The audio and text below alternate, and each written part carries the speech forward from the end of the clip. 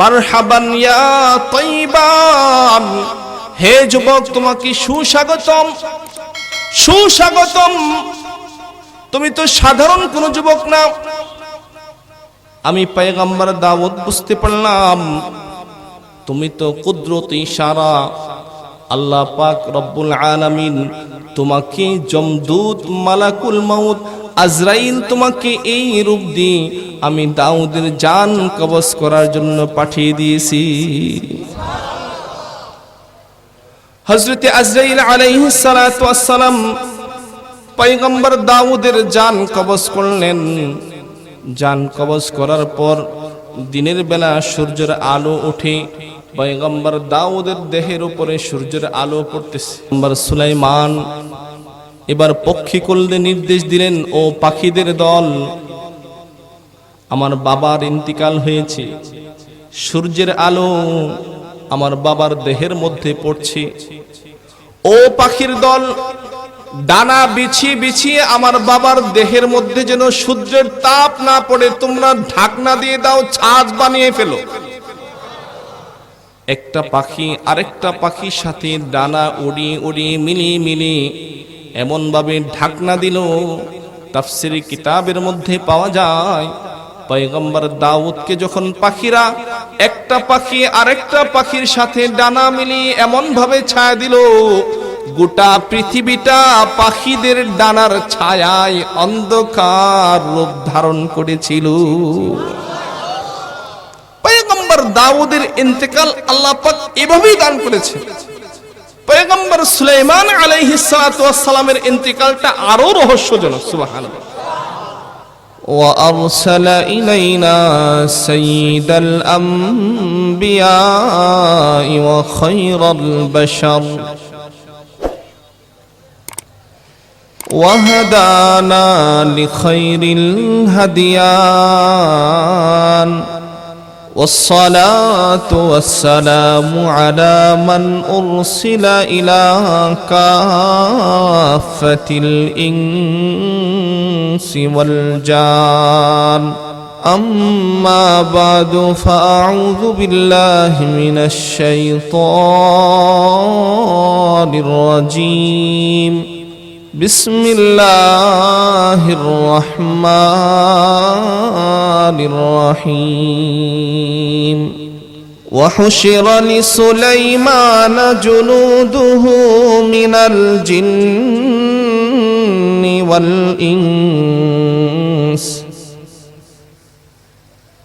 الجن والإنس والطير فهم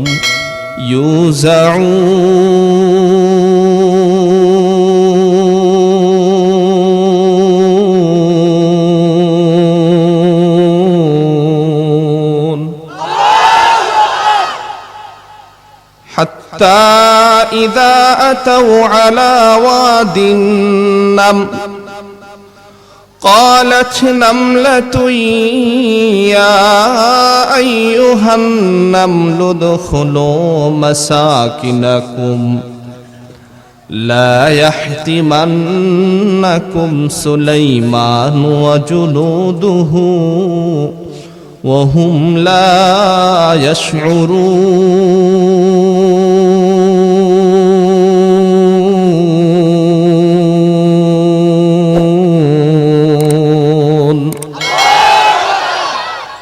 فتبسم ضاحكا من قولها وقال رب أوزعني أن أشكر نعمتك التي أنعمت علي وعلى والدي وأن أعمل صالحا ترضاه وأدخلني برحمتك في عبادك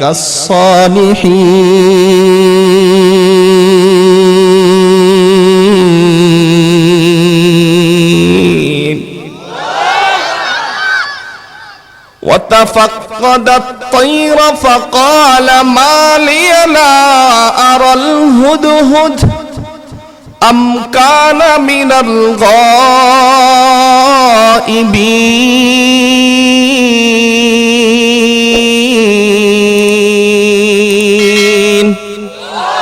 لأعذبنه عذابا شديدا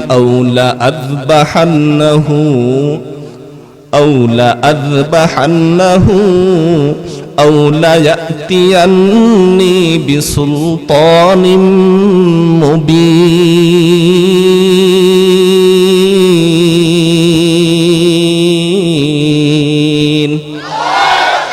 فمكث غير بعيد فقال أحطت بما لم تحط به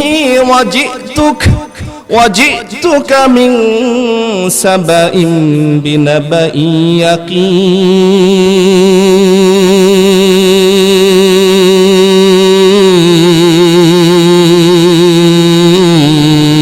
يقين إني وجدت امرأة تملكهم وأوتيت من كل شيء ولها عرش عظيم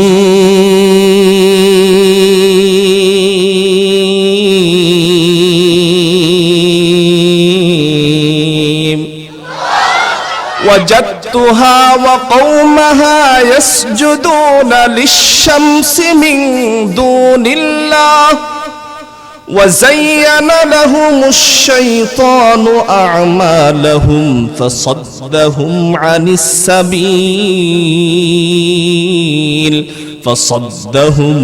السبيل فهم لا يهتدون.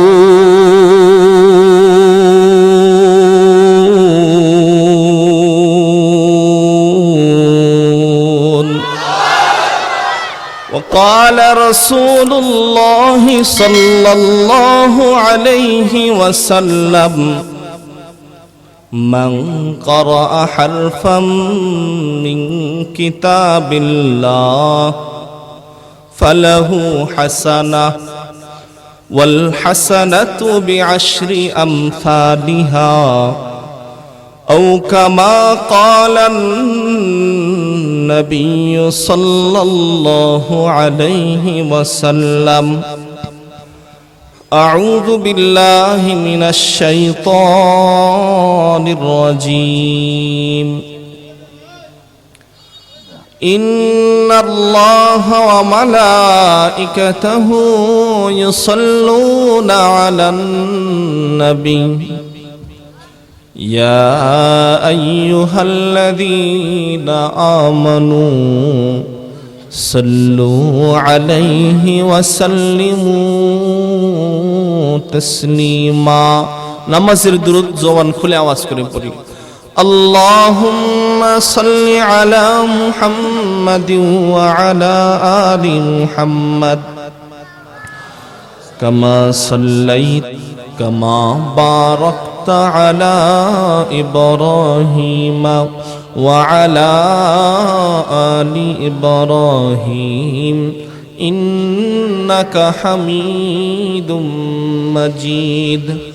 आशिकों का दिल बनाया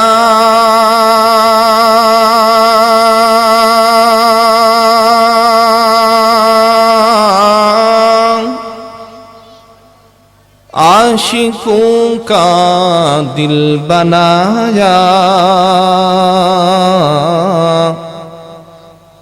ऐ मेरे अल्लाह ने फिर उसको रोशन कर दिया इश्क रसूलुल्लाह ने बलगल उला हसनत जमीउ खिसालिही सल्लु अलैहि व आलिही. जर से हर दम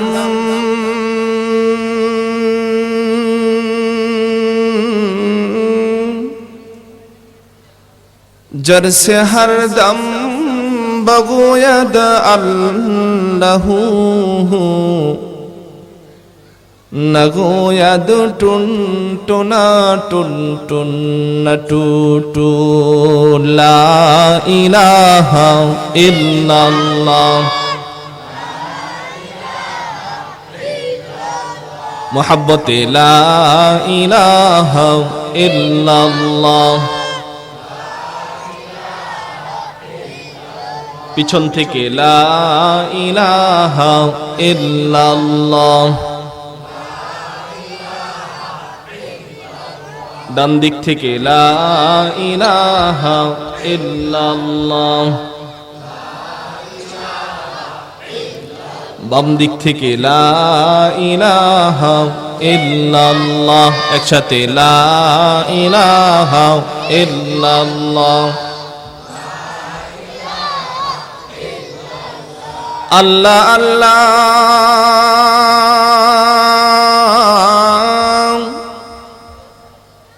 अल्लाह अल्लाह क्या मुबारक नाम है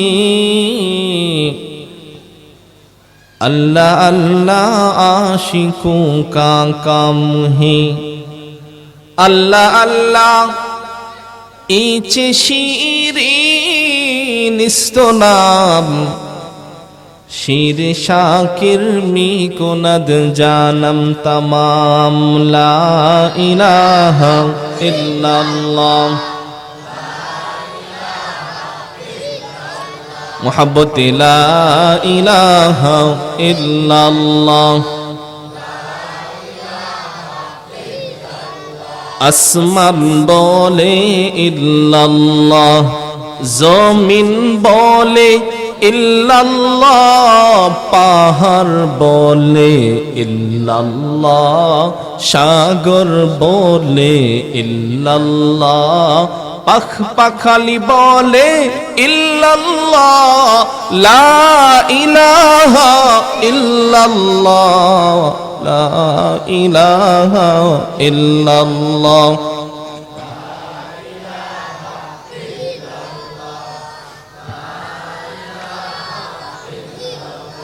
লা ইলাহা ইল্লাল্লাহ মুহাম্মাদুর রাসূলুল্লাহ ঘরের ভিতরে রেখে দেয় তাহলে ওই ঘরের ভিতরে বিষাক্ত কোনো সাপ বিচ্ছু কীট পতঙ্গ কাউকে ধ্বংসন করতে পারবে না এমনকি সূরাতুন নাম লিখে যে ঘরে রাখা হবে সেই ঘরের মধ্যে এই সাপ বিচ্ছু অবস্থান করতে পারবে না আরো জোরে বলুন তাহলে একটা কোরআন শরীফ তো অন্তত আমাদের ঘরের ভিতরে রাখতে পারবো না ইনশাআল্লাহ কার কার ঘরে কোরআন শরীফ আছে হাত তুলে দেখান তো দেখি মাশাআল্লাহ সবার ঘরেতে আছে এটা আপনারা পড়েন না আপনার দাদাই পড়ে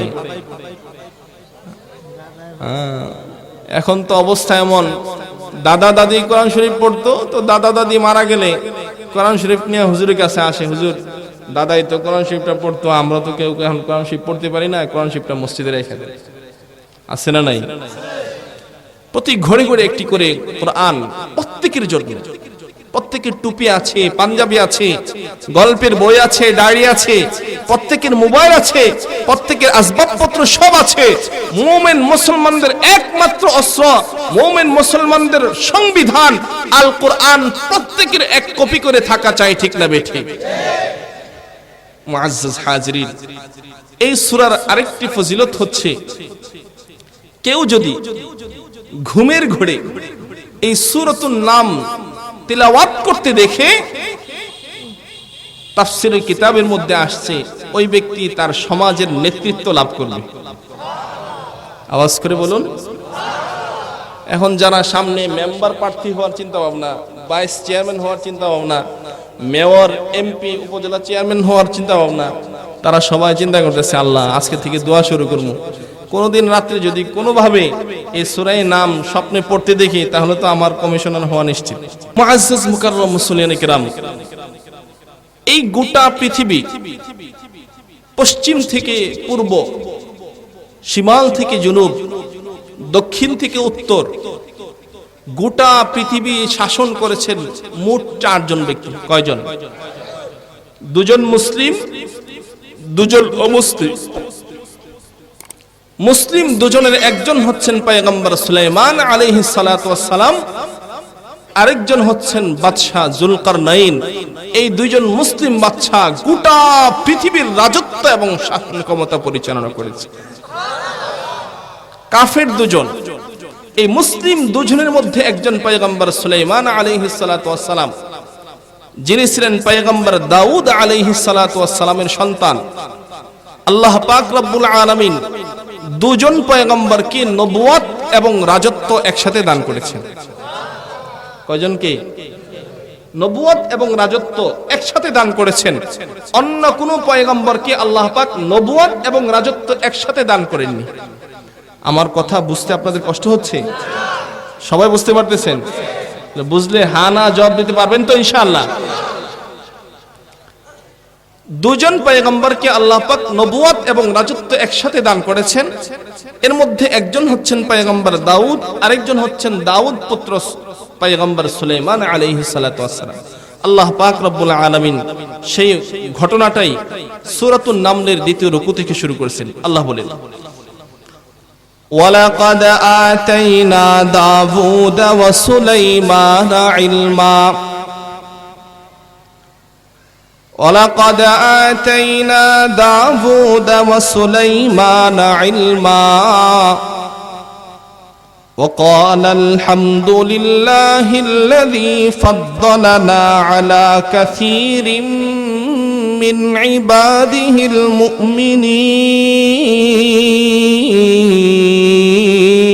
المؤمنين। আল্লাহ বলেন, ওয়ালাকাদ আতাইনা, অবশ্যই আমি দান করেছি দাউদ, পয়গম্বর দাউদকে, ওয়া সুলাইমান, এবং পয়গম্বর সুলাইমানকে, ইলমা, ইলম দান করেছি। কি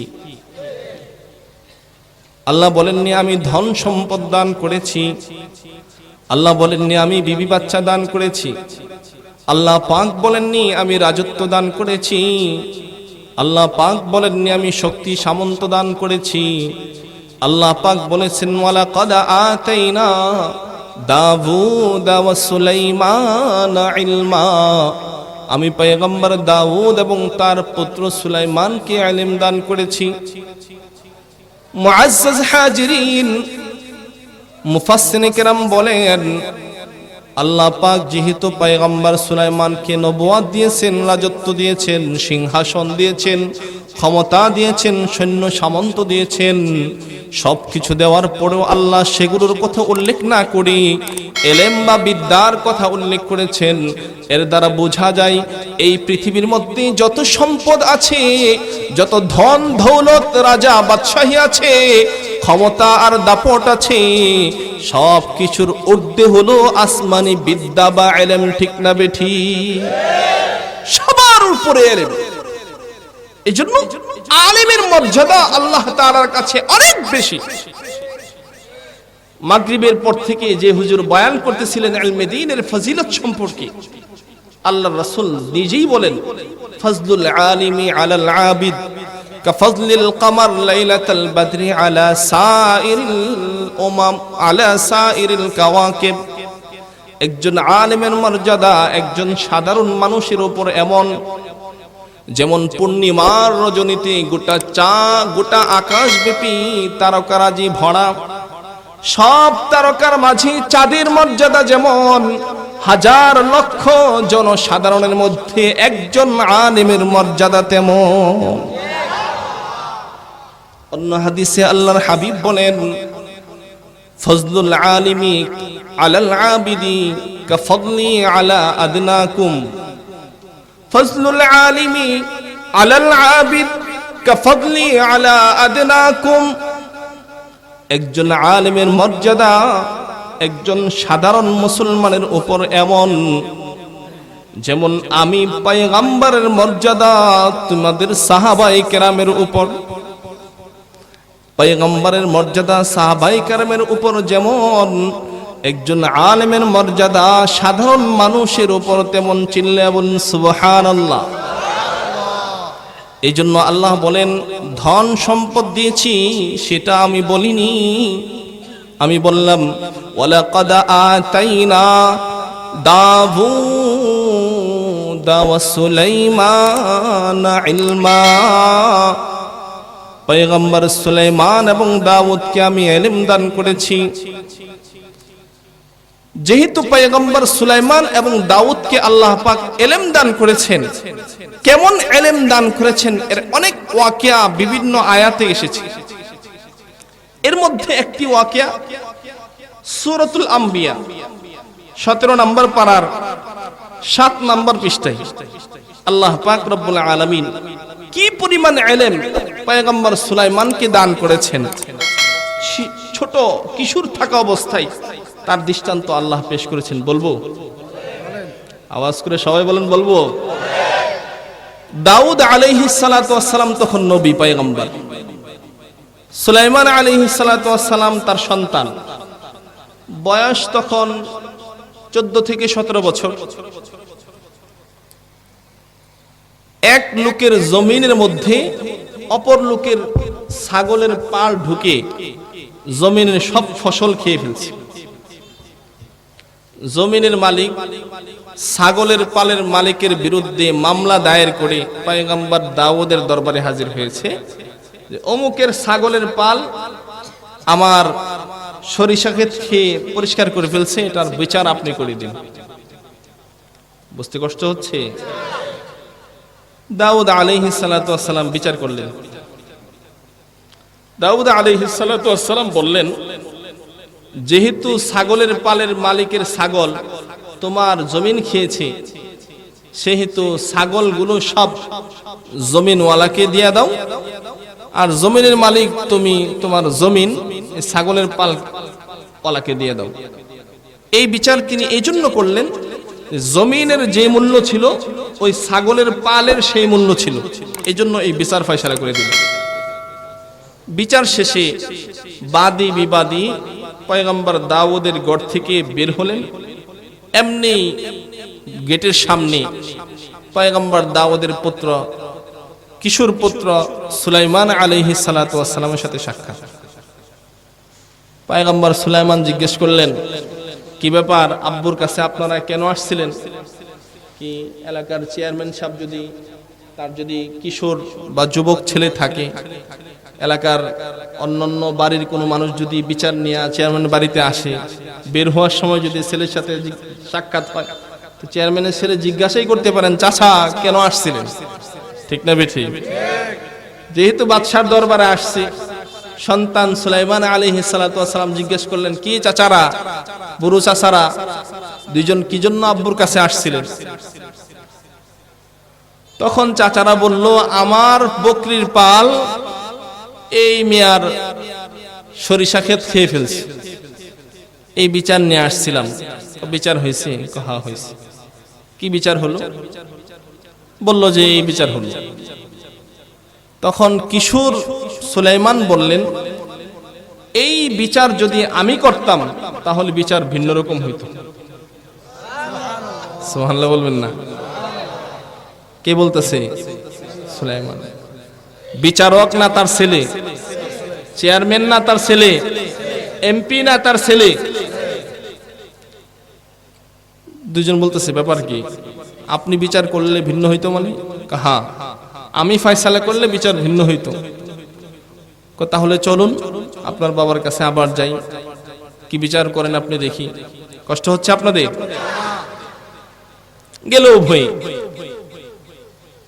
যাওয়ার পর বলতেছে, আব্বুজি আপনি কি বিচার ফয়সালা করেছেন? বললো, হ্যাঁ করেছি। আমি যদি বিচার করতাম তাহলে বিচারের রায়টা এমন না হইয়া ভিন্ন হইতো। চেয়ারম্যানের ছেলে চেয়ারম্যানকে বলে, আমি যদি বিচার করতাম বিচারের রায়টা এমন না হয়ে ভিন্ন হতো। কি বাবা, তুমি কি বিচার করতা? সুলাইমান আলাইহিস সালাতু ওয়াস সালাম বললেন, বাবা আমার বিচারের ফয়সালা হচ্ছে, যেহেতু বকরির পাল তার সরিষা ক্ষেত খেয়েছে, আপনি সরিষা ক্ষেতের মালিককে বকরির পাল দিয়ে দিন। সেই বকরিগুলো পেলে এটা দুধ দুয়ে দুধ খাবে, পশম কেটে পশম বিক্রি করবে, বাচ্চা হলে বাচ্চা বিক্রি করবে। আর জমিন বকরির পালের মালিককে দিয়ে দিন, সে এটার মধ্যে সরিষা চাষ করবে। যেই পরিমাণ বড় হওয়ার পর সরিষা ছাগলে খেয়েছে, এই পরিমাণ বড় হওয়া পর্যন্ত চাষ করে পরিচর্যা করবে, সার দিবে, পানি দিবে, নিড়াল দিবে। যখন যেই পরিমাণ হওয়ার পর সরিষা খেয়েছে সেই পরিমাণ বড় হবে, তখন বকরির পালের মালিককে বকরি ফেরত দিবেন আর জমিনের মালিককে জমিন ফেরত দিয়ে দিবেন। এই ফয়সালা হলো ইনসাফপূর্ণ এবং সবচেয়ে সুন্দর ফয়সালা। তাহলে বকরির পালের মালিক তার বকরিও ফেরত পাবে এবং জমিনের মালিক তার জমিন ফসল সহ ফেরত পাবে। আওয়াজ করে বলুন। চেয়ারম্যান ফয়সালা দিল না চেয়ারম্যানের ছেলে?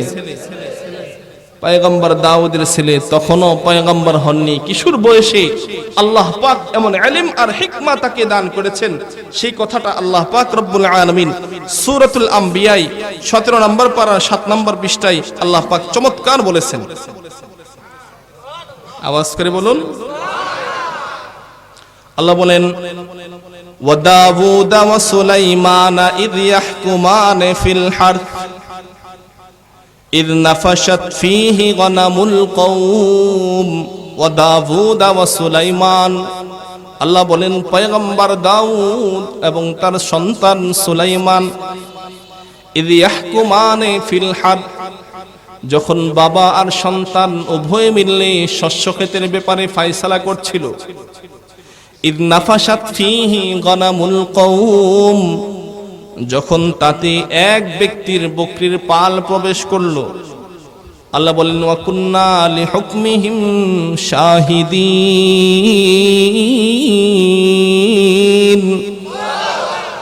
ওয়া কুন্না লিহুকমিহিম শাহিদিন। ছেলে আর বাবা, পয়গম্বর আর পয়গম্বরের সন্তান জমিনের ফয়সালা করেন। ওয়া কুন্না লিহুকমিহিম শাহিদিন। আল্লাহ বলেন আমি আরশে আজিমে বসে বসে ছেলে আর বাবার ফয়সালা দেখতেছি।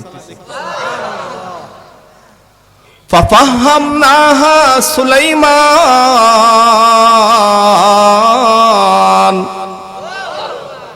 আল্লাহ বলেন বিচারের ফয়সালাটা ফাফাহামনাহা, বিচারের ফয়সালাটা আমি বুঝিয়ে দিলাম। পয়গম্বর দাউদ পিতা বাদশাহ বিচারক চেয়ারম্যান কেনা। আল্লাহ বলেন ফাফাহামনাহা সুলাইমান, বিচারকের সঠিক ফয়সালাটা আমি আল্লাহ শিখিয়ে দিলাম সন্তান সুলাইমানকে। ফাফাহামনাহা সুলাইমান। আল্লাহ বলেন ওয়া কুল্লান আতাইনা হুকমান ওয়া ইলমা, আমি উভয়কে হিকমত এবং ইলম দান করেছি। ওয়া সাখখারনা মা দাউদাল জিবাল। আল্লাহ বলেন আমি পয়গম্বর দাউদের জন্য পাহাড়কে অনুগত করে দিয়েছি। পাহাড়কে অনুগত করে দিয়েছেন মানে পয়গম্বর দাউদকে আল্লাহ পাক রব্বুল আলামিন এমন ক্ষমতা দান করেছেন, লোহার পাহাড়। কিসের পাহাড়? লোহার পাহাড় আঙ্গুলের ইশারায় কেটে ফেলতেন। আঙ্গুল দিয়ে দাগ দিয়ে কেটে কেটে, আমরা তো হীরার এক ধারালো বস্তু দিয়ে রড কাটি, গ্লাস কাটি। পয়গম্বর দাউদের হাতের মধ্যে আল্লাহ পাক এমন ক্ষমতা দিয়েছেন, লোহার পাহাড় পয়গম্বর দাউদ হাত দ্বারা কাটতেন। লোহা পয়গম্বর দাউদের কাছে কাদা মাটির নেই ছিল।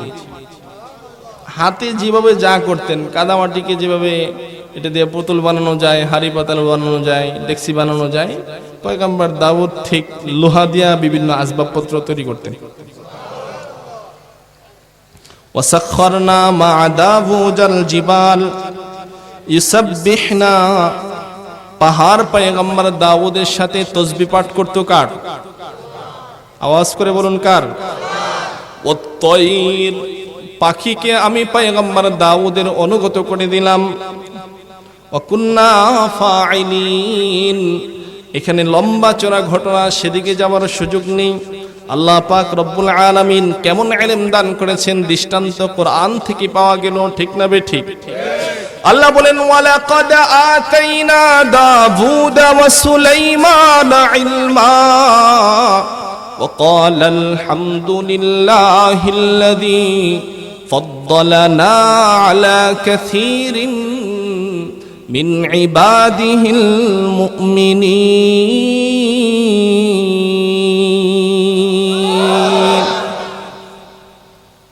এই যে ইলম আল্লাহ পাক পয়গম্বর সুলাইমান এবং দাউদকে দান করেছেন, বাবা পুত্র ইলম পেয়ে অহংকার করেনি। আল্লাহ বলেন ওয়াকালা, উভয়ে বলল আলহামদুলিল্লাহ, সকল প্রশংসা কার? আওয়াজ করে বলুন সকল প্রশংসা কার? ইলমের নিয়ামত পেয়ে অহংকার না করে, বরত্ব না দেখে উভয়ে প্রশংসা করলেন কার? আল্লাহর প্রশংসা করলেন। কি বললেন? আলহামদুলিল্লাহিল্লাযী ফাদ্দালানা আলা কাসীরিন মিন ইবাদিহিল মুমিনিন।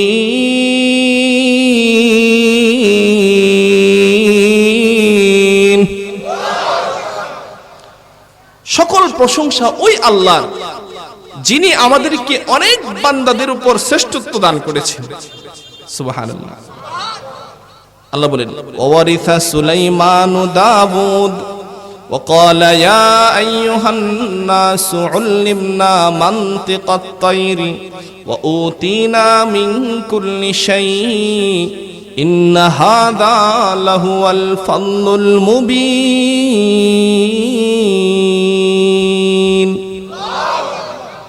ওয়ারিসা সুলাইমানু দাউদ। আল্লাহ বলেন পয়গম্বর দাউদের উত্তরাধিকারী লাভ করলো তার সন্তান সুলাইমান। ওয়াকালা, উত্তরাধিকারী লাভ করছে মানে বাবার পরে সিংহাসনে বসছে। বাবার পর মানে মেয়রের ছেলে মেয়র, চেয়ারম্যানের ছেলে চেয়ারম্যান, এমপির ছেলে এমপি, পীরের ছেলে পীর, নবীর ছেলে নবী। পয়গম্বর দাউদের ছেলে পয়গম্বর সুলাইমান দাউদের উত্তরাধিকারী লাভ করলেন। এই উত্তরাধিকারী কিসের উত্তরাধিকারী? ধন সম্পদের শুধু উত্তরাধিকারী না, এই উত্তরাধিকার ছিল প্রকৃতপক্ষে নবুয়ত এবং আসমানী ইলমের উত্তরাধিকারী। কারণ আল্লাহ পাক রব্বুল আলামিন পয়গম্বর দাউদকে মোট 19 জন পুত্র সন্তান দান করেছেন। কতজন? আওয়াজ করে বলুন কতজন? 19 জন। এই 19 পুত্র সন্তানের মধ্যে কেবলমাত্র একজনের নাম উল্লেখ করে বলা হলো যে সুলাইমান দাউদের উত্তরাধিকারী লাভ করছে। কি বলেন? বাবা মারা গেলে এক সন্তান বাবার সম্পদের উত্তরাধিকারী লাভ করে না, সবাই পায়? আওয়াজ করে বলেন একজন পায় না সবাই পায়? যেহেতু 19 সন্তানের এক সন্তানের কথা বলা হলো, বোঝা গেল এটা উত্তরাধিকারী ধন সম্পদের না, ধন সম্পদের উত্তরাধিকারী হলে 19 সন্তানই পাইত। স্পষ্ট বোঝা যায় এটা নবুয়ত এবং আসমানী ইলমের উত্তরাধিকারী। পয়গম্বর দাউদ আলাইহিস সালাতু ওয়াস সালামের ইন্তিকালের একটা চমৎকার ঘটনা আছে, বলবো? কি বিরক্ত হয়ে গেছেন আপনারা? সজাগ আছেন? কে হাত তুলে দেখান। নারে তাকবীর, নারে তাকবীর, নারে তাকবীর। পয়গম্বর দাউদ আলাইহিস সালাতু ওয়াস সালাম যখন ঘর থেকে বের হইতেন, উনার যে বিশেষ কামরা, প্রত্যেক ভিআইপি ব্যক্তির বিশেষ কামরা আছে না, এই কামরায় তো সবাই ঢুকতে পারে না। ডাক্তার সাহেবের চেম্বারে চেয়ারে সবাই বসতে পারবে, এমপি সাহেবের চেয়ারে, ওসি সাহেবের চেয়ারে, ডিসি সাহেবের চেয়ারে, প্রধানমন্ত্রীর চেয়ারে। পয়গম্বর দাউদের বিশেষ কামরা ছিল। পয়গম্বর দাউদ যখন সফরে বের হতেন, তখন ওনার এই বিশেষ কামরা অটো লক। এখন দেখবেন হসপিটালে ঢুকলে দরজার সামনে আপনি যাওয়ার সাথে সাথে গ্লাস দুই দিকে সরে যায়, আবার আপনি ভিতরে ঢুকবেন অটোমেটিক দরজা লেগে যায়। আছে না নাই? এই লিফট তখনও ছিল, এই লিফট তখনও ছিল। পয়গম্বর দাউদ আলাইহিস সালাতু ওয়াস সালাম যখন ওনার বিশেষ কামরা থেকে বের হইতেন, অটোমেটিক ওই কামরার দরজা লেগে যেত। সুবহানাল্লাহ। আর কেউ ওই কামরার ভিতরে ঢুকতে পারত না। চেষ্টা করেও পারত না। পয়গম্বর দাউদ যখন আবার কামরার সামনে আসতেন, ঠিক অটোমেটিক দরজা খুলে যেত, আর কেউ ঢোকার সুযোগ নেই। একদিন উনি সফরে বের হলেন। সফরে বের হওয়ার পর ওনার বিবিরা কামরার ভিতরে এক টকবকে যুবক দেখা যায়। বিবিরা সবাই আশ্চর্য, কি ব্যাপার, এই কামরার ভিতরে তো আমাদেরও ঢোকার ক্ষমতা নাই, আমাদের স্বামী বের হওয়ার পর এই যুবক কামরার ভিতরে কিভাবে ঢুকলো? এক বিবি আরেক বিবিকে ডেকে এনে এনে দেখালো, এই দেখো তো এই যুবক কিভাবে আমাদের স্বামী পয়গম্বর দাউদের কামরার ভিতরে ঢুকছে। পয়গম্বর যদি বাড়িতে এসে দেখে তাহলে তো আমাদের ইজ্জত সম্মান সব মার্ডার, সবাই পেরেশান। কিন্তু যুবককে আর ভিতর থেকে বাইর করার ক্ষমতা কেউ রাখলো না। পয়গম্বর দাউদ সফর থেকে বাড়ি ফিরলেন। সফর থেকে বাড়ি ফিরে পয়গম্বর দাউদ লক্ষ্য করে দেখেন, ঠিক ঠিক পয়গম্বর দাউদের কামরার ভিতরে একজন যুবক দেখা যায়। আল্লাহু আকবার। পয়গম্বর দাউদ নিজেও আশ্চর্যান্বিত হয়ে পড়লেন। পয়গম্বর দাউদ, ঘটনা কি, ব্যাপার কি? আমাকে ছাড়া কেউ এই কামরায় ঢোকার ক্ষমতা রাখে না, আজকে সত্যি এক যুবক কামরার ভিতরে হাজির। গেটের সামনে পয়গম্বর দাউদ উপস্থিত হয়ে গেলেন। ডাক দিয়ে জিজ্ঞেস করেন, যুবক কে তুমি, কি নাম, পরিচয় কি বলো, কিভাবে আমার কামরার ভিতরে ঢুকলে সেই কৌশলটাও বলো। যুবক ভিতর থেকে আওয়াজ দিয়ে বলতেছে, পয়গম্বর দাউদ, আমি ওই যুবক, আমি ওই সত্তা, আমি ওই ঐশী ইশারা। কোন রাজা বাদশাহ, ধনী গরিব, ছোট বড়, সাদা কালো, ক্ষমতাওয়ালা ক্ষমতা ছাড়া, ছোট বড় উঁচু লম্বা, পৃথিবীর পয়গম্বর, আম্বিয়া, গাউস, কুতুব, এমন কোন মানুষ নাই যার দরবারে আমি প্রবেশ করতে পারি না, কেউ আমাকে ঠেকাইবার ক্ষমতা রাখে না। পয়গম্বর দাউদ বুঝতে পারলেন এই যুবক তো সাধারণ কোনো যুবক না। পয়গম্বর দাউদ বললেন, আহলান সাহলান, আহলান সাহলান, আহলান সাহলান, মারহাবান তাইবান, আহলান সাহলান, মারহাবান ইয়া তাইবান। হে যুবক, তোমাকে সুস্বাগতম, সুস্বাগতম, তুমি তো সাধারণ কোন যুবক না। আমি পয়গম্বর দাউদ বুঝতে পারলাম তুমি তো কুদরত ইশারা, আল্লাহ পাক রব্বুল আলামিন তোমাকে জমদূত মালাকুল মাউত আজরাইল তোমাকে এই রূপ দিয়ে আমি দাউদের জান কবজ করার জন্য পাঠিয়ে দিয়েছি। হযরত আজরাইল আলাইহিস সালাতু ওয়াস সালাম পয়গম্বর দাউদের জান কবজ করলেন। জান কবজ করার পর দিনের বেলা সূর্যের আলো উঠে পয়গম্বর দাউদের দেহের উপরে সূর্যের আলো পড়তেছে। সুবহানাল্লাহ। এদিকে পিতার উত্তরাধিকারী লাভ করলো পয়গম্বর সুলাইমান। পয়গম্বর সুলাইমান এমন পয়গম্বর যার কথা বাতাসেও শুনতো, পাখিরাও শুনতো, জিন্নাতেরাও শুনতো, কীট পতঙ্গও শুনতো। আবার পয়গম্বর সুলাইমানও সবকিছুর ভাষা বুঝতেন।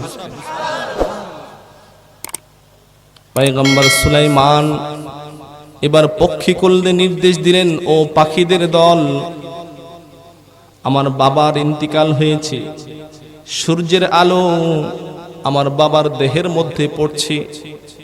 ও পাখির দল, ডানা বিছিয়ে বিছিয়ে আমার বাবার দেহের মধ্যে যেন সূর্যের তাপ না পড়ে তোমরা ঢাকনা দিয়ে দাও, ছাদ বানিয়ে ফেলো।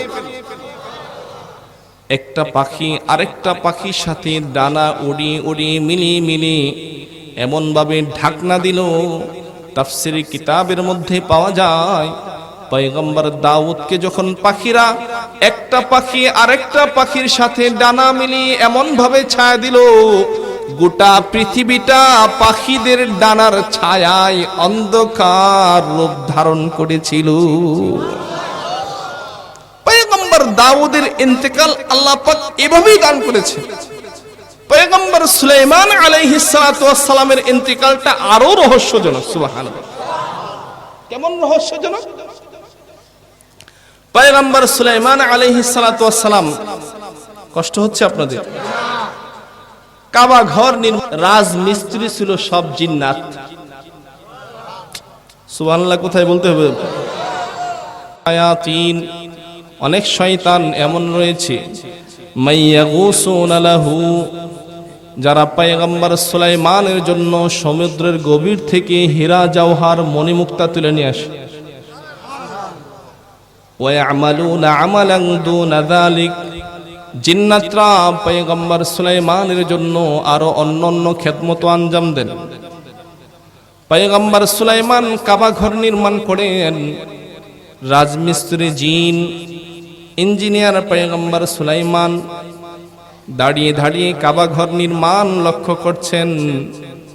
জিন্নাতরা সব কাজ করতেছে, কারণ কাজের সময় যদি মালিক না থাকে তাহলে অনেক দুষ্ট কাজের লোক ফাঁকি দেয়।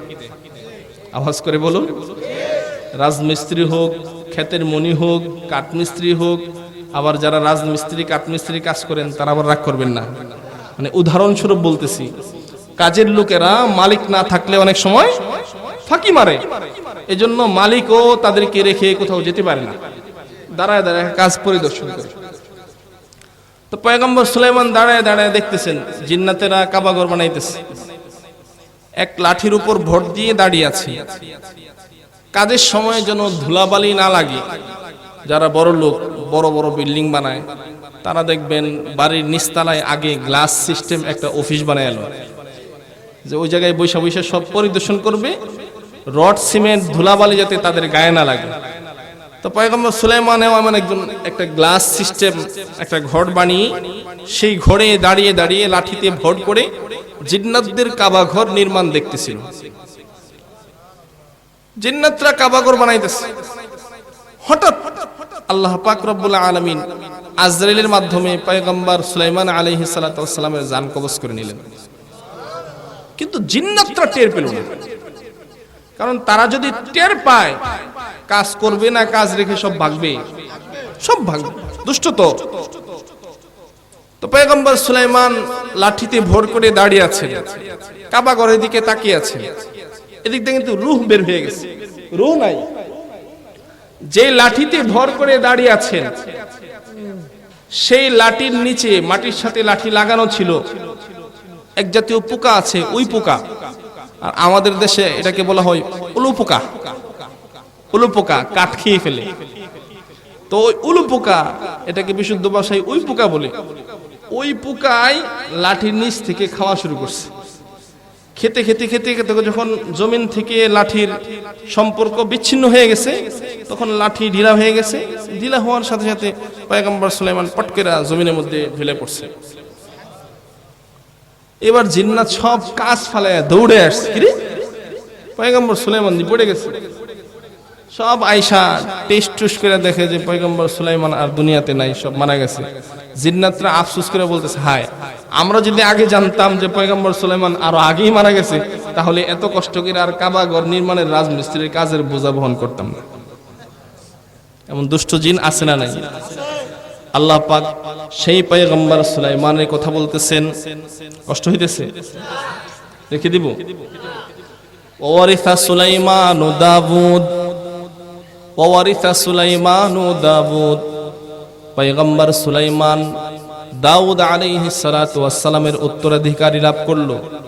ওয়া ক্বালা ইয়া আইয়ুহান নাস, এবং বলল, হে লোক সকল, উল্লিমনা মানতিকাত তাইর, আমাকে শেখানো হয়েছে পাখির ভাষা। সুবহানাল্লাহ।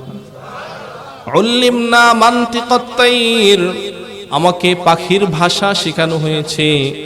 ওয়া উতিনা মিন কুল্লি শাই, রাজ্য পরিচালনার যাবতীয় আসবাব আমাকে দেওয়া হয়েছে।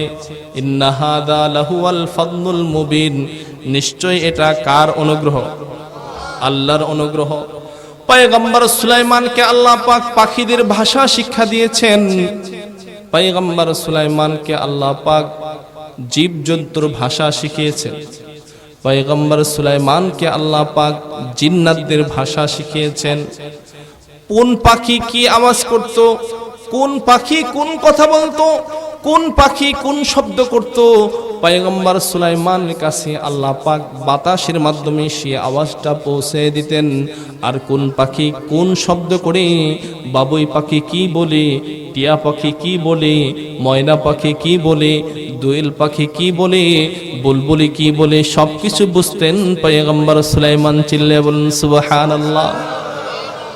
আল্লাহ বলেন ওয়াহুশিরা লিসুলাইমানা জুনুদুহু মিনাল জিন্নি ওয়াল ইনসি ওয়াত-তায়রি ফাহুম ইউযাউন।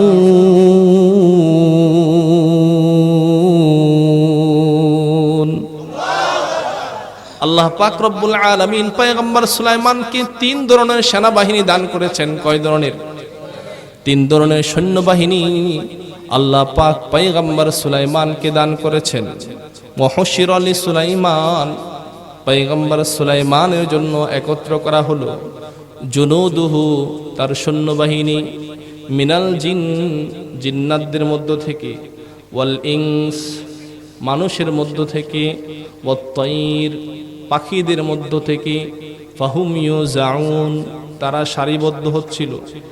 সৈন্যবাহিনীর সংখ্যা কয় ধরনের? 3 ধরনের।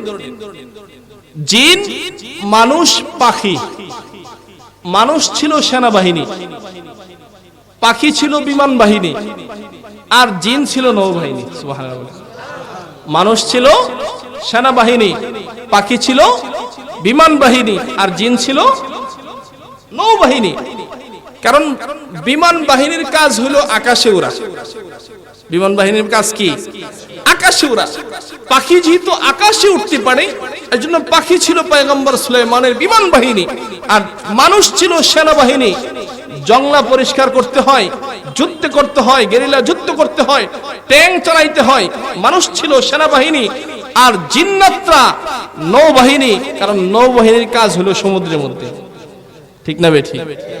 জিন্নাতরা যেহেতু পয়গম্বর সুলাইমানের জন্য সমুদ্রের গভীর থেকে হীরা জওহর মণিমুক্তা উঠিয়ে আনতো, এই জন্য পয়গম্বর সুলাইমানের নৌবাহিনী ছিল জিন্নাতদের মধ্য থেকে।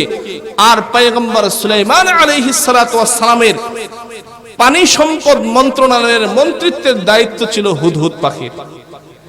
আওয়াজ করে বলুন, হুদহুদ পাখি। কারণ হুদহুদ পাখির ঠোঁটের মধ্যে আল্লাহ পাক এমন দূরবীন ফিট করেছেন, মাটির গভীরে 6 মাইল নিচ পর্যন্ত কোথায় পানি আছে, হুদহুদ পাখি ওই মাটির মধ্যে ঠোঁট লাগানোর সাথে সাথে ওই দূরবীন দিয়ে বলে দিতে পারেন এই পানির নিচে, মাটির নিচে পানি আছে।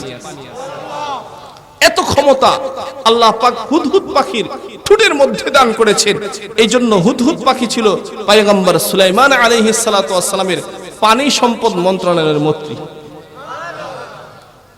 এই 3 সেনাবাহিনী এবং পানি সম্পদ মন্ত্রী সহ পয়গম্বর সুলাইমান আলাইহিস সালাতু ওয়াস সালাম যে একটা বিমান দিয়া চলতেন, এই বিমানটার পরিধি ছিল আমাদের মাইলের হিসাবে 27 মাইল।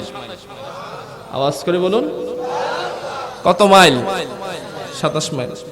27 মাইল এলাকাটা আপনাদের এই জয়ামিদাবাড়ির এরিয়াটা যতটুকু আছে এতটুকু হবে না?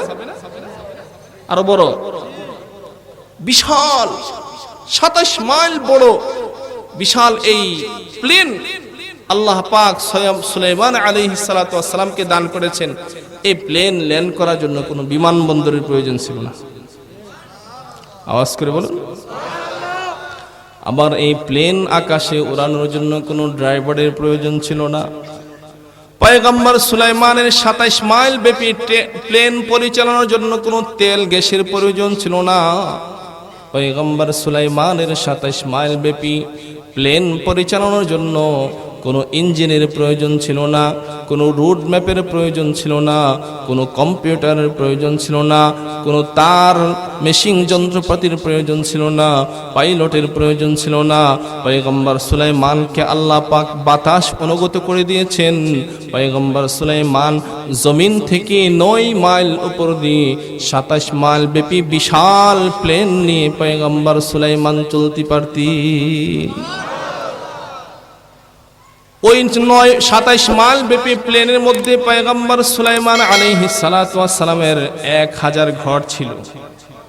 এই 1000 ঘরের ভিতরে 300 ঘর এমন ছিল যে 300 ঘরের ভিতরে পয়গম্বর সুলাইমানের 300 বিবি ছিল। কতজন? 300 বিবি।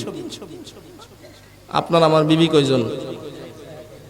আজকে যদি বাড়িতে যা বলেন যে আমি আরেকটা বিয়ে করতে চাই, সকালের নাস্তা থাকবে না বন্ধ? পয়গম্বর সুলাইমানের 300 বিবি ছিল বিবাহিতা, আরো 700 বাদী ছিল। মোট কত হইল? 1000। পয়গম্বর সুলাইমান আলাইহিস সালাতু ওয়াস সালাম একদিন রাতে নিয়ত করলেন যে আমি আজকে রাতে 100 বিবির সাথে সহবাস করব। কতজন? 100 বিবির সাথে সহবাস করব। 100 বিবির ঘর থেকে 100 পুত্র সন্তান জন্মগ্রহণ করবে। আর 100 পুত্র সন্তান ঘোড়া চালায়া আল্লাহর রাস্তায় জিহাদ করে শহীদ হইবে। কিন্তু ঘটনাক্রমে ওই দিন তিনি ইনশাল্লাহ বলতে ভুলে গেছে। ইনশাল্লাহ আমি 100 বিবির সাথে আজকে রাত্রে সহবাস করব, 100 পুত্র সন্তান হবে, তারা যুদ্ধ করে শহীদ হবে। ইনশাল্লাহ না বলার কারণে 100 বিবির সাথে সহবাস করেছেন ঠিক, মাত্র এক বিবির ঘর থেকে অপূর্ণাঙ্গ বিকলাঙ্গ একটা মৃত সন্তান জন্মগ্রহণ করেছে। এজন্য আমরা সবাই ভবিষ্যতের যে কোনো কাজ করার ক্ষেত্রে ইনশাআল্লাহ বলবো। রাজি আছেন না? ইনশাআল্লাহ হাত তুলে দেখায় রাজি আছি তো? ইনশাআল্লাহ। অতীতকালের জন্য আলহামদুলিল্লাহ, আর ভবিষ্যতের জন্য ইনশাআল্লাহ। এখন আমরা আলহামদুলিল্লাহ আর ইনশাআল্লাহ কোথায় বলতে হয় এটাই জানি না।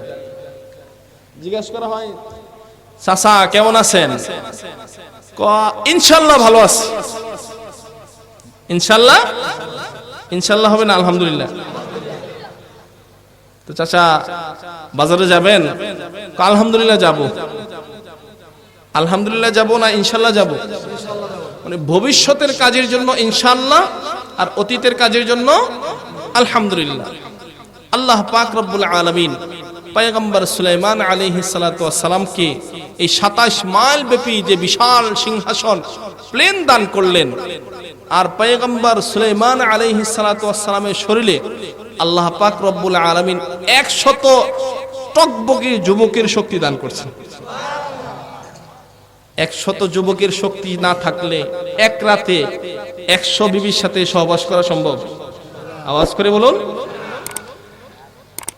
আর আমাদের পয়গম্বর আখির নবী রাসূল করিম সাল্লাল্লাহু আলাইহি ওয়াসাল্লামের শরীরে আল্লাহ পাক রব্বুল আলামিন 30 জন যুবকের শক্তি দান করছেন।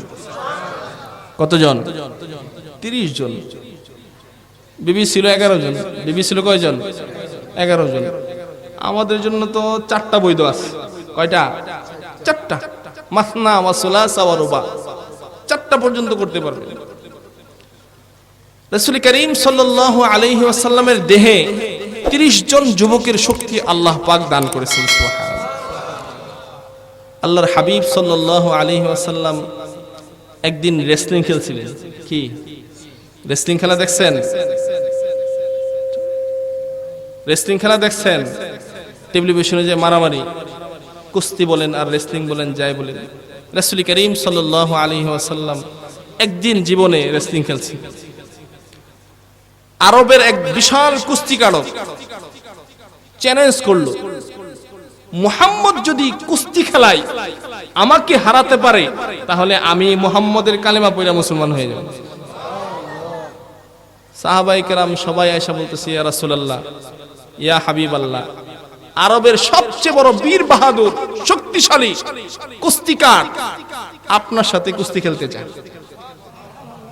আপনি যদি দয়া করে কুস্তি খেলায় তাকে হারাইতে পারেন, তাহলে শক্তিশালী বাহাদুর সে কালিমা পড়ে মুসলমান হয়ে যাবে। রাসূল করিম সাল্লাল্লাহু আলাইহি ওয়াসাল্লাম চিন্তা করলেন কি করা যায়, রাজি হইলেন। কুস্তি হবে, একদিকে ইমানদার পয়গম্বর, অপরদিকে কুফফার কাফের কুস্তিকার, হাজার হাজার জনস্রোত সাহাবায়ে কেরাম উপস্থিত। আল্লাহর রাসূল আর এই কুস্তিকারক একই মজলিসে একত্রিত হয়ে গেল। কুস্তি খেলার সময় দেখবেন যারা রেসলিং খেলে তারা বারবার লাফায়, লাফায় কি লাফায় না? আরবের কুস্তিকারক বারবার লাফাইতেছে, লাফায় আর বলে মুহাম্মদ তুমি আগে মারো। আল্লাহর হাবিব বলেন না, আমি পয়গম্বর কোনদিন কারো গায়ে আগে টাচ করি না, তুমি আগে মারো। তো কুস্তিকারক বলে না মুহাম্মদ তুমি আগে মারো। এ শুধু বারবার লাফাইতেছে আর খেলার প্রস্তুতি নিতেছে। আল্লাহর হাবিব সাল্লাল্লাহু আলাইহি ওয়াসাল্লাম তার কাঁধের মধ্যে এভাবে হাত রেখে শাহাদাত আঙ্গুলে রেখে বললেন যে কি ব্যাপার, একটু থামো, এভাবে লাফাও কেন? শুধু বলছে থামো, লাফাও কেন? সাথে সাথে অজ্ঞান বেহুশ হয়ে জমিনে লুটিয়ে পড়ছে। সাথী সঙ্গীরা সবাই পানি টানি ঢেলে আবার দাঁড় করাইছে। কিরে, খেলা এখনো শুরু হয়েছে? খেলা শুরু হওয়ার আগেই যে তুমি অজ্ঞান হয়ে পড়ে গেলা, ব্যাপার কি? আবার আমি প্রস্তুত ছিলাম না, ঠিক আছে এবার প্রস্তুতি নেব। আবার লাফাইতেছে, বলে মুহাম্মদ তুমি আগে মারো। আল্লাহর হাবিব বলেন না, আমি আগে কাউকে মারি না, না তুমি মারো। আল্লাহর হাবিব বলেন ঠিক আছে তুমি লাফাইতেছো, মানে খালি হাত লাগাইলেন, আবার বেহুশ হয়ে জমিনে লুয়ে পড়ছে। তৃতীয়বার তার সেই সঙ্গীরা আবার পানি টানি ঢেলে আবার দাঁড় করাইলো, বলতেছে কি ব্যাপার, খেলা শুরু হওয়ার আগেই দিয়ে তুমি লুটে পড়ো। আমার একটু ক্ষুধা ছিল, এবার একটু নাস্তা পানি খেয়ে নি, ড্রিঙ্ক টিঙ্ক খেয়ে আবার সেই প্রস্তুত কুস্তি খেলবে। আবার লাফাইতেছে, জিজ্ঞেস করে কি রে ব্যাপার, তুমি লাফাও কেন? মুহাম্মদ তুমি মারো। আল্লাহর হাবিব বলেন না, আমি আগে কাউকে মারি, কারণ আল্লাহর রাসূল জীবনেও কাউকে অন্যায়ভাবে টাচ করেন, বরং কেউ যদি কোনোদিন আল্লাহর হাবিবকে টাচ করতেন দুনিয়াবি কোনো কারণে, আল্লাহর হাবিব সেটার প্রতিশোধ নিতেন না। ঠিক না বেঠিক?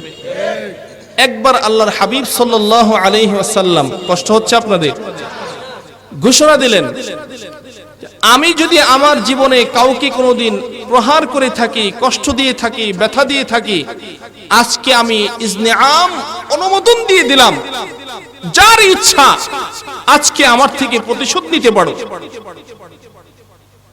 এমন ঘোষণা আমাদের সমাজের নেতারা কখনো দিয়েছে? আমি যদি কারো জমিনের লাইল কেটে থাকি, কারো সীমানায় পানি ফেলে থাকি, কারো গাছের ফল খেয়ে থাকি, কারো সন্তানকে থাপ্পড় দিয়ে থাকি, তাহলে আজকে আমার কাছ থেকে প্রতিশোধ নিয়ে নেও, এমন ঘোষণা আমাদের নেতারা দেয়? আল্লাহর হাবিব ঘোষণা দিলেন, ও আমার সাহাবারা, যদি আমি পয়গম্বর কোনদিন কারো গায়ে টাচ করে থাকি, আজকে পয়গম্বর হিসেবে অনুমতি দিলাম, প্রতিশোধ নেওয়ার সুযোগ দিলাম, প্রতিশোধ নিয়ে নাও। আল্লাহর হাবিবের একজন সাহাবী পট করে দাঁড়িয়ে গেলেন, দাঁড়িয়ে বলতেছেন ইয়া রাসূলুল্লাহ, ইয়া হাবিবাল্লাহ, ওগো আল্লাহর হাবিব, আমার এক ওয়াকিয়া মনে পড়েছে। বলে কি ওয়াকিয়া? বলে আপনি আমাকে একদিন প্রহার করেছিলেন, আমি আজ সেই প্রহারের প্রতিশোধ নিতে চাই। আল্লাহর হাবিব বলেন সাহাবী আমার, যদি সত্যি আমি তোমাকে প্রহার করে থাকি তাহলে প্রতিশোধ এখনই নিয়ে নাও। আল্লাহর হাবিব সাহাবীর হাতে লাঠি উঠিয়ে দিলেন।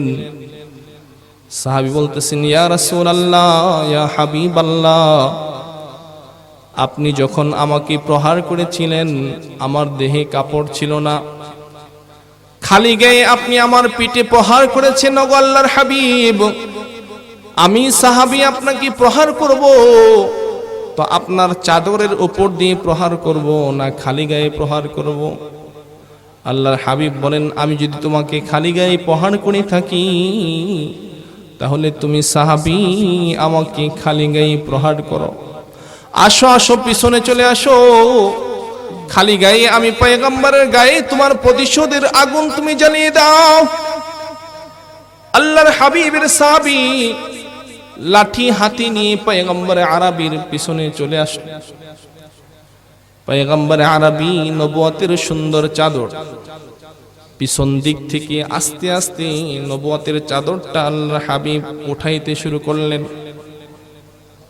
যেই মাত্র গলা পর্যন্ত আল্লাহর হাবিব নবুয়তের চাদরখানা উঠিয়ে নিলেন, আল্লাহর হাবিবের সাহাবী পিছন দিয়ে যে হাতের লাঠিখানা নিক্ষেপ করে দূরে ছুঁড়ে ফেলে দিলেন।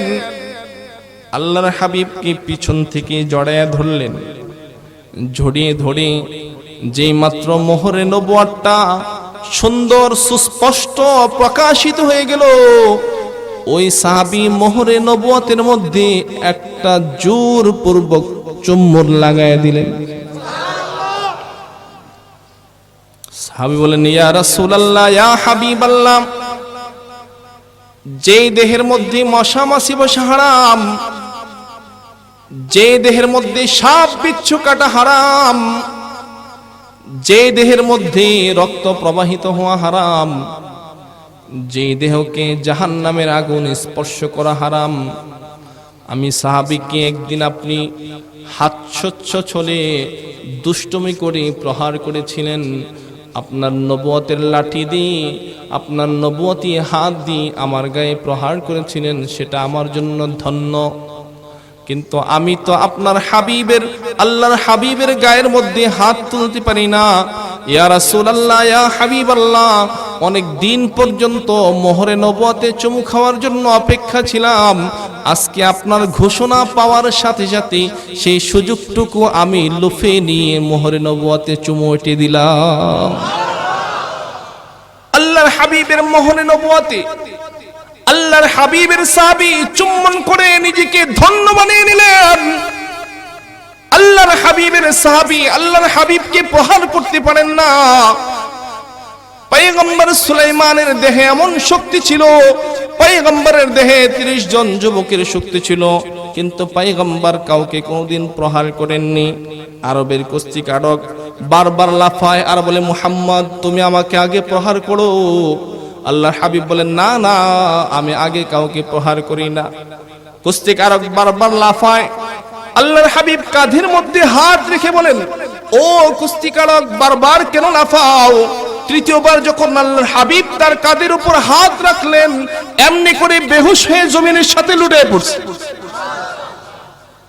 সাথী সঙ্গীরা সবাই মাথায় পানি ঢাললো, সুস্থ করে তাকে দাঁড় করিয়ে দিল। সবাই জিজ্ঞেস করে, এবার তোমাকে জবাব দিতে হবে। প্রথমবার প্রস্তুত ছিলে না, দ্বিতীয়বার ক্ষুধা ছিল, তৃতীয়বার পূর্ণ প্রস্তুতি নেওয়ার পর মুহাম্মদ তোমার কাঁধের উপর হাত রাখার সাথে সাথে জমিনে লুটিয়ে পড়লে, কারণ কি?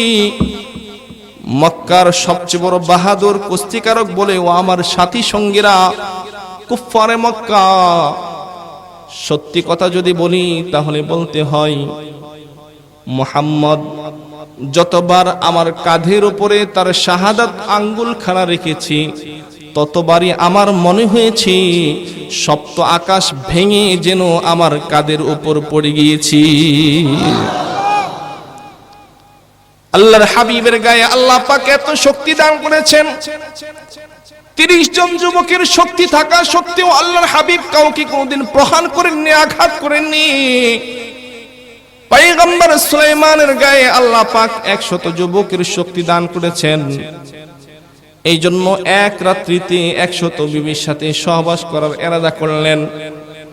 কিন্তু যেহেতু ইরাদার মধ্যে ইনশাআল্লাহ আল্লাহর ইচ্ছা ছিল না, তাই সহবাস হওয়া সত্ত্বেও বাচ্চা জন্ম দেওয়ার ক্ষমতা আল্লাহর কুদরতি ইশা ছাড়া হতে পারে না। ঠিক না বেঠিক? মুআজ্জাজ হাজিরিন, পয়গম্বর সুলাইমান তার সিংহাসন নিয়ে জমিন থেকে 9 মাইল উপর দিয়ে চলেন। একদিন পয়গম্বর তার সিংহাসন নিয়ে জমিন থেকে 9 মাইল উপর দিয়ে উড়ে উড়ে যাচ্ছেন। কিছুদূর যাওয়ার পর পয়গম্বর সুলাইমান জমিনের মধ্যে লক্ষ্য করে দেখেন গ্রামের এক কৃষক চাচা তার জমিনের মধ্যে চাষাবাদের কাজ করতেছেন। পয়গম্বর সুলাইমানের বিশাল 27 মাইল ব্যাপী সিংহাসন ব্যাপী বিশাল এক প্লেন দেখে জমিনের কৃষক আকাশের দিকে তাকিয়ে আশ্চর্য হয়ে গেল। যখন দেখলো কোনো বিমানবন্দর নেই, গাড়ি ঘোড়া কোনো কিছু নেই, প্লেনের মধ্যে তেল গ্যাসের প্রয়োজন নেই, এমন বিশাল এক প্লেন জমিন থেকে 9 মাইল উপর দিয়ে চলে চলে যাচ্ছে। জমিনের কৃষক বিশাল বড় প্লেন দেখে, কারণ পয়গম্বর সুলাইমানের প্লেন 27 মাইল ব্যাপী প্লেন হওয়া সত্ত্বেও আমাদের সামান্য রকেট হাজার হাজার মাইল উপর দিয়ে চলে, কিন্তু জমিন থেকে সেই রকেটের আওয়াজ পাওয়া যায় কি যায় না? হেলিকপ্টার চললে আওয়াজ পাওয়া যায় কি যায় না? একটা বাইক চললে আওয়াজ পাওয়া যায় কি যায় না? যত ক্ষুদ্র যানই চলুক না কেন, একটা সাইকেল চালিয়ে গেলেও একটা সাইকেল চলে যাচ্ছে সেটার আওয়াজও আমরা বুঝতে পারি, ঠিক না ঠিক? কিন্তু পয়গম্বর সুলাইমান 27 মাইল ব্যাপী বিশাল এই প্লেন নিয়ে জমিনের উপর দিয়ে চলতেছেন, কিন্তু এই প্লেনের বিন্দু মাত্র শব্দ ছিল না। জমিনের কৃষক তাকিয়ে দেখেন বিশাল প্লেন যায় কিন্তু শব্দ নাই। এমন আশ্চর্য ঘটনা দেখে জমিনের কৃষক একটা শব্দ উচ্চারণ করলো, সুবহানাল্লাহ। কি বলল? একবার কৃষক পাঠ করলো সুবহানাল্লাহ। কৃষক যে এলাকায় বসবাস করত, এই এলাকার শাসক ছিল একজন নেককার বুজুর্গ। তিনিও পাশের পথ দিয়ে যাচ্ছিলেন। যখন লক্ষ্য করলেন এই জমিনের কৃষক আকাশের বিমান দেখে সুবহানাল্লাহ পাঠ করেছে, তখন বুজুর্গ শাসক লক্ষ্য করে দেখলো জমিন থেকে আকাশ পর্যন্ত পুরো ফাঁকা জায়গাটুকু সুবহানাল্লাহর ধ্বনিতে ভরপুর হয়ে এমন এক একটা নেকের রূপ ধারণ করেছে, প্রত্যেকটা নেকির গায়ে লেখা রয়েছে সুবহানাল্লাহ। জমিনের নেককার শাসক দিনের বেলা পুলিশ পাঠিয়ে কৃষককে গ্রেফতার করে রাজ দরবারে নিয়ে আসলেন। এনে কৃষককে বলতেছে, কৃষক তোমার সাথে আমি একটা লেনদেন করতে চাই। কি করতে চাই? লেনাদেনা করতে চাই। আপনি হলেন এই এলাকার শাসক, আমি হলাম একজন সাধারণ কৃষক, আমার সাথে আপনার কি লেনদেন হবে? বলো তুমি আমার সাথে লেনদেন করতে রাজি আছো কিনা? কৃষক বলে, যদি লেনদেন আমার মনোপুত হয় তাহলে লেনদেন করতে রাজি আছি, বলুন কি লেনদেন। এবার জমিনের শাসক বলতেছে, কৃষক তুমি সাধারণ কৃষক হতে পারো, আমি এই এলাকার শাসক হতে পারি, কিন্তু আল্লাহ পাকের গোলামি আর দাসত্ব আমি করি।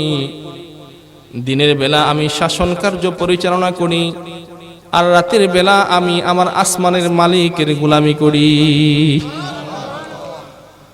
আমি আমার আসমানের মালিকের এমন গোলামি করি রে কৃষক, আসমানের মালিকের গোলামি আর দাসত্ব করতে করতে আসমানের মালিক আমি শাসকের অন্তর চক্ষু মারিফাতের চক্ষু খুলে দিয়েছেন। চিল্লায়া বলুন আল্লাহু আকবার। আমার অন্তর চক্ষু আল্লাহ পাক খুলে দিয়েছেন। আমি তোমার সাথে ওই লেনদেনটা করতে চাই। তুমি গতকাল আকাশে উড়ন্ত একটি বিমান দেখি একবার তাসবিহ পাঠ করেছো সুবহানাল্লাহ।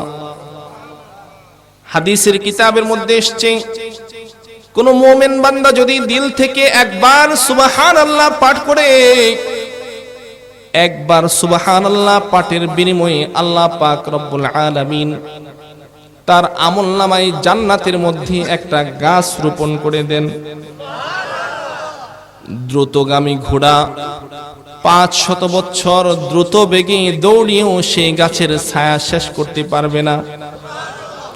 ও জমিনের কৃষক, আল্লাহর গোলাম, তুমি যখন জমিনে চাষাবাদ করা অবস্থায় আকাশের বিমান দেখে একবার সুবহানাল্লাহ পাঠ করলে, ওই সুবহানাল্লাহটা আমাকে দিয়ে দিবা, আর আমি আমার এই রাজ্যের শাসন ক্ষমতা তুমি কৃষককে দিয়ে দিবে। এত বড় বাদশাহী, এত বড় শাসন ক্ষমতা, এই সব কিছু আমি কৃষককে দিই, আমার একবার সুবহানাল্লাহ কিনতে চাই, এর রহস্য কি, কারণ কি? কৃষক এবার চিন্তায় পড়ে গেল, না না না, শাসন ক্ষমতা আমার প্রয়োজন নাই, সিংহাসনের আমার প্রয়োজন নাই, ক্ষমতার বাহাদুরি আমার প্রয়োজন নাই, রাজ দরবারে সিংহাসনে বসে বিচার করার আমার প্রয়োজন নাই। যেই বিচারক তার রাজ দরবার ছেড়ে, চেয়ার ছেড়ে, ক্ষমতা ছেড়ে আমি কৃষকের একবার সুবহানাল্লাহ কেনার জন্য পাগল হয়ে গেছে, আমি আবার এই সুবহানাল্লাহর ফজিলত ছেড়ে ওই রাজ দরবারের সেই সিংহাসনে বসার জন্য রাজি না। কৃষক বলতেছে, ও আমাদের শাসক, কেন আপনি আমার এই সুবহানাল্লাহটা আপনার সিংহাসনের বিনিময়ে কিনতে চান, জানতে চাই। এবার শাসক বলতেছে, ভাই কৃষক, তুমি যখন একবার সুবহানাল্লাহ পাঠ করলে, আল্লাহ পাক তো আমাকে মারিফত দান করেছেন, অন্তর চোখ খুলে দিয়েছেন। আমি লক্ষ্য করে দেখলাম জমিন থেকে আকাশ পর্যন্ত পুরা ফাঁকা জায়গাটুকু নেক দ্বারা ভরপুর হয়ে প্রতিটি নেকের গায়ে সুবহানাল্লাহ লেখা রয়েছে। এবার কৃষক বলতেছে, ও আমাদের শাসক, যদি একটি সুবহানাল্লাহর মূল্য আর কদর এত বেশি হয়, যদি এক সুবহানাল্লাহর ফজিলত আল্লাহ পাকের কাছে এত বেশি হয়, যে সুবহানাল্লাহ নেওয়ার জন্য আপনি আপনার রাজ ক্ষমতা ছাড়ার জন্য প্রস্তুত, আমি কৃষক গরিব হতে পারি, জমিনে চাষাবাদের কাজ করতে পারি, আমিও আমার মাওলার গোলামি আর দাসত্ব করি, দুনিয়ার ক্ষমতার আমার প্রয়োজন নাই, আমি কৃষক আপনার সাথে লেনদেন করতে চাই না, বরং আমি আমার সুবহানাল্লাহ নিয়ে সন্তুষ্ট থাকতে চাই। মুআজ্জাজ হাজিরিন, এই জন্য আল্লাহর গোলামির মতন গোলামি যদি করা যায় বাবা, দাসত্বের মতন দাসত্ব যদি করা যায়, আল্লাহ পাক ওই গোলামকে সুবহানাল্লাহর নেকের এমন বরকত দিয়ে দেন।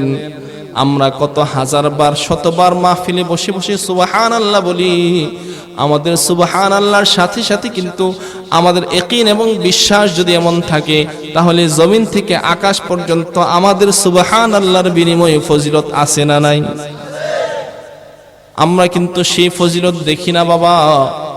এই জন্য গোলামি করলে আল্লাহর দাসত্ব এমন ভাবে করতে হবে, যেমন করেছেন পয়গম্বর সুলাইমান, যেমন করেছেন পয়গম্বর দাউদ, যেমন করেছেন আখির নবী মুহাম্মদুর রাসূলুল্লাহ, যেমন করেছেন জমিনের সেই কৃষক।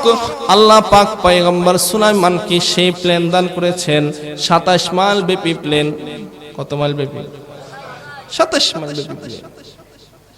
রাত অনেক গভীর হয়েছে, আর সামনে না অগ্রসর হওয়াই ভালো, কারণ সেই সন্ধ্যা 6টার আগেই সন্ধ্যা শুরু হয়ে যায়। 7টা, 8টা, 9টা, 10টা, 11টা, 5 ঘন্টা হয়েছে, রাত হয়েছে। সকালে উঠে আমাকেও ঢাকা যেতে হবে। এই সূরাতুন নামলে আল্লাহ পাক রব্বুল আলামিন সামনে এক পিপিলিকার ঘটনা আসতেছে। পয়গম্বর সুলাইমান আলাইহিস সালাতু ওয়াস সালাম তার প্লেন নিয়ে এখনই মুনাজাত হয়ে যাবে, আর আমরা কেউ উঠাউঠি করব না, এখনই মুনাজাত হয়ে যাবে। এজন্য আখিরি মুনাজাত দিয়ে বিদায় নেব। পয়গম্বর সুলাইমান আলাইহিস সালাতু ওয়াস সালাম তার এই বিশাল প্লেন নিয়ে এক পিপিলিকার উপত্যকায় দিয়ে যাচ্ছিলেন। সেখানে ওই পিপিলিকা কি কথা বলছে আল্লাহ পাক পয়গম্বর সুলাইমানের সাথে তার আওয়াজ পৌঁছে দিয়েছে। এরপরে রানী বিলকিসের ঘটনা, হুদহুদ পাখির ঘটনা। রানী বিলকিসের ওই সাবার তার রাজ সিংহাসন পয়গম্বর সুলাইমান মুহূর্তের মধ্যে নিয়ে আসছেন। সেটা রং পরিবর্তন করছেন। রানী বিলকিস মুসলমান হয়, পরে পয়গম্বর সুলাইমানের সাথে বিবাহ হয় কি হয় না, এবং পয়গম্বর সুলাইমানকে কি কি হাদিয়া তোহফা পাঠায়, সে বিস্তারিত ঘটনা সামনে আসবে। আল্লাহ যদি সুযোগ করে দেন কখনো আপনাদের সাথে মোলাকাতে বলার, তাহলে এরপর থেকে ইনশাআল্লাহ বলবো। আজকে এই পর্যন্তই। আল্লাহ পাক রব্বুল আলামিন আমাদের সব ভাইকে তার খাঁটি গোলাম হয়ে কবরে যাওয়ার তৌফিক দান করুক। আস্তাগফিরুল্লাহ রাব্বি মিন কুল্লি যামবি ওয়া আতুবু ইলাইহি লা হাওলা ওয়ালা কুওয়াতা ইল্লা বিল্লাহিল আলিয়্যিল আযীম। আস্তাগফিরুল্লাহ রাব্বি মিন কুল্লি যামবি ওয়া আতুবু ইলাইহি লা হাওলা ওয়ালা কুওয়াতা ইল্লা বিল্লাহিল আলিয়্যিল আযীম। দুরূদ শরীফ পড়ি। আল্লাহুম্মা সাল্লি আলা মুহাম্মাদি ওয়া আলা আলি মুহাম্মাদ কামা সাল্লাইতা আলা ইব্রাহিম ওয়া আলা আলি ইব্রাহিম ইন্নাকা হামিদুম মাজিদ। আল্লাহুম্মা বারিক আলা মুহাম্মাদি ওয়া আলা আলি মুহাম্মাদ কামা বারাকতা আলা ইব্রাহিম ওয়া আলা আলি ইব্রাহিম ইন্নাকা হামিদুম মাজিদ। সবাই নিজেদের জন্য দোয়া করব, নিজেদের মৃত আত্মীয় স্বজনের জন্য দোয়া করব, এই মাদ্রাসা মসজিদের জন্য দোয়া করব, মাদ্রাসা মসজিদের ছাত্র উস্তাদদের জন্য দোয়া করব। বিশেষ করে মাদ্রাসার পরিচালক হাফিজ মাওলানা হাসানাইন আহমদ দামাত বারাকাতুহুম অক্লান্ত পরিশ্রম করে, শিক্ষক সংখ্যা কম, ছাত্র তুলনামূলক কম, এত সুন্দর একটা আয়োজন হয়েছে, আমরা বেজান না খুশি। এই আয়োজনটা শুনলাম আগে 5 দিন ব্যাপী হয়েছে, এবছর করোনার কারণে 3 দিন হইল। আল্লাহ পাক আগামী বছর আবার 5 দিন করার তৌফিক দান করুক। যারা এই মাহফিল, তাফসিল কোরআন মাহফিল বাস্তবায়ন করতে গিয়ে অর্থ দিচ্ছেন, মেধা দিচ্ছেন, সময় দিচ্ছেন, শ্রম দিচ্ছেন, আল্লাহ পাক প্রত্যেকের এই খেদমতগুলো কবুল করে নিন। এবং মাহফিল বাস্তবায়ন করতে গিয়ে যা কিছু প্রয়োজন হয় আমরা দিতে রাজি আছি না ইনশাআল্লাহ। আল্লাহ তাআলা তৌফিক দান করুন। মাদ্রাসার সভাপতি ইন্তিকাল করেছেন মসজিদের কাজের কথা বলা অবস্থায়, আল্লাহ পাক ওনাকে জান্নাতের মেহমান হিসেবে কবুল করুন। দুপুরে এক বাসায় মেহমান হয়েছি, ওখানে এক মরহুমা কিছুদিন আগে ইন্তিকাল করেছেন, তার জন্য দোয়া চাওয়া হয়েছে, তার জন্য আমরা দোয়া করব। আমার আব্বা গত বছর নভেম্বরের 19 তারিখ ইন্তিকাল করেছেন, আমার আব্বার জন্য দোয়া চাই। উনি মুক্তিযোদ্ধা ছিলেন, বাংলাদেশ সেনাবাহিনীর সেনায় ক্যাপ্টেন ছিলেন। আমার আব্বার জন্য দোয়া চাই। ইস্তিগফার পড়ি। আস্তাগফিরুল্লাহাল্লাযী লা ইলাহা ইল্লা হুয়াল হাইয়ুল কাইয়্যুম ওয়া আতুবু ইলাইহি লা হাওলা ওয়ালা কুওয়াতা ইল্লা বিল্লাহিল আলিয়্যিল আযীম। আলহামদুলিল্লাহি রাব্বিল আলামিন ওয়াল আকিবাতু লিল মুত্তাকিন والصلاة والسلام على سيد الأنبياء والمرسلين وعلى آله وأصحابه أجمعين. ربنا ظلمنا أنفسنا وإن لم تغفر لنا وترحمنا لنكونن من الخاسرين. رب العالمين গভীর রজনীতে মাওলা কোরআনের তাফসীর শুনে, আয় আল্লাহ, ছোট বড় নাবালেক অনেক মাসুম কচি কাঁচা বাচ্চাদেরকে সাথে নি, আয় আল্লাহ, সাদা দাড়িওয়ালা অনেক মুরব্বীদেরকে সাথে নি, উলামা তলাবাদেরকে সাথে নি, আয় আল্লাহ, অনেকগুলো যুবক ভাইদেরকে সাথে নি, পর্দার আড়ালের মা বোনদেরকে সাথে নি, আয় আল্লাহ, ছাত্র ভাইদেরকে সাথে নি। গভীর রজনীতে আপনার শাহী দরবারে দুখানা হাত উত্তোলন করেছি, মেহেরবানি করে প্রত্যেকের হাত দুখানা আপনি কবুল আর মঞ্জুর করে দিন। আয় আল্লাহ, জীবনের শুরু থেকে নিয়ে অদ্যাবধি জানা অজানা শিরকি বিদআতি কুফরি, দিবসের রজনীর প্রকাশের গোপনের যত গুনাহ আমাদের থেকে সংগঠিত হয়েছে, সর্বপ্রকার গুনাহের বোঝা মাথায় নিয়ে গুনাহ থেকে ক্ষমা ভিক্ষা চাই, আপনি আমাদেরকে ক্ষমা করে দিন। রব্বি কারীম, আয় আল্লাহ, আমাদের গুনাহের পাহাড়ের দিকে যদি তাকাই তাহলে আপনার ক্ষমা আশা করা যায় না মাওলা। নেকের পাল্লার যদি দেখাই মাওলা, তাহলে দেখি আপনার তৈরি জাহান্নাম ছাড়া আমাদের আর কোনো উপায় নাই। মেহেরবানি করে আপনি আমাদেরকে মাফ করে দিন। আব্বে কারীম আয় আল্লাহ, আমরা যারা হাত উঠিয়েছি জানি না কার মা নাই, কার বাবা নাই। আয় আল্লাহ, মা বাবার কবরগুলো আপনি জান্নাতের বাগান বানিয়ে দিন। আয় আল্লাহ, যাদের মা বাবা জীবিত আছেন, মা বাবার খেদমত করে জান্নাত কামানোর তৌফিক দান করে দিন। রব্বি কারীম আয় আল্লাহ, মসজিদ মাদ্রাসার সভাপতি সাহেব মসজিদের জন্য কথা বলা অবস্থায় ইন্তেকাল করেছেন। আয় আল্লাহ, তার কবরটুকু আপনি জান্নাতের বাগান বানিয়ে দিন।